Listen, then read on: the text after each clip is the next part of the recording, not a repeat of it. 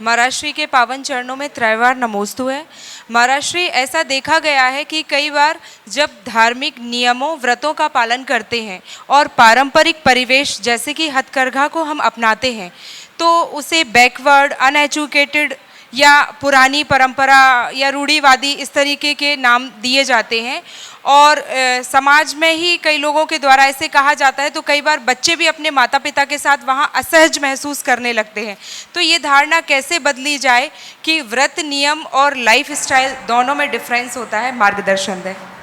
देखिए, मैं तो ये कहता हूँ इसका सबसे अच्छा रूपक यही है कि यदि कोई आपके लिए ऐसा करने पर किसी तरह की अवांछनीय टिप्पणी करे तो आप अपने आप को असहज महसूस करने की जगह अपनी बोली से सामने वाले को रास्ता दिखा दो। उनसे बोले कि इसमें आप भूल कर रहे हो, हम जो पहन रहे हैं इसमें मेरी संस्कृति बोल रही है।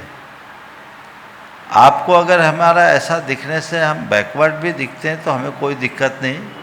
हम आप जैसे संस्कृति विमुख होकर एडवांस बनने से अपेक्षा हम संस्कृति निष्ठ होकर बैकवर्ड बनना पसंद करेंगे। समझ गए? विवेकानंद जी जब भारत से बाहर गए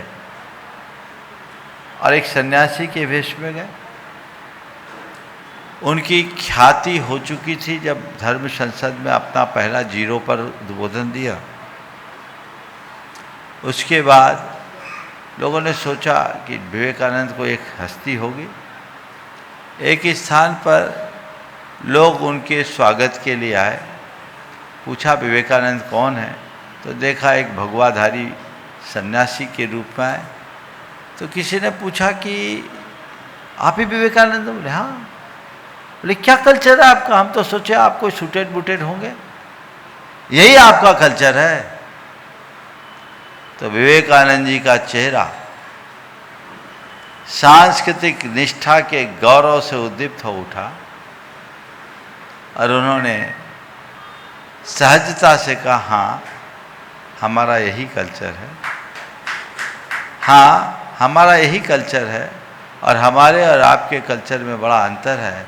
आपके देश का कल्चर आपके कपड़ों से है और हमारे देश का कल्चर हमारे चरित्र से है। कपड़ा एक दर्जी से देता है, लेकिन चरित्र को रचने के लिए गुरु चरणों में जीवन खपाना पड़ता है। तो ये मेरा कल्चर है, तुम्हें लगता है ठीक है, इसमें कंफर्ट है और हमारी मर्यादा है, ये अहिंसा है, इसमें सोचने की बात क्या है। और ऐसे लोगों को बोलो आप भी ट्राई करके देखो। जब आप हमारे जैसे परिधान पहनोगे तो आपको आपके अंदर भारतीयता के दर्शन होंगे, इससे विमुख होंगे तो नहीं। नमोस्तु महाराष्ट्री, नमोस्तु।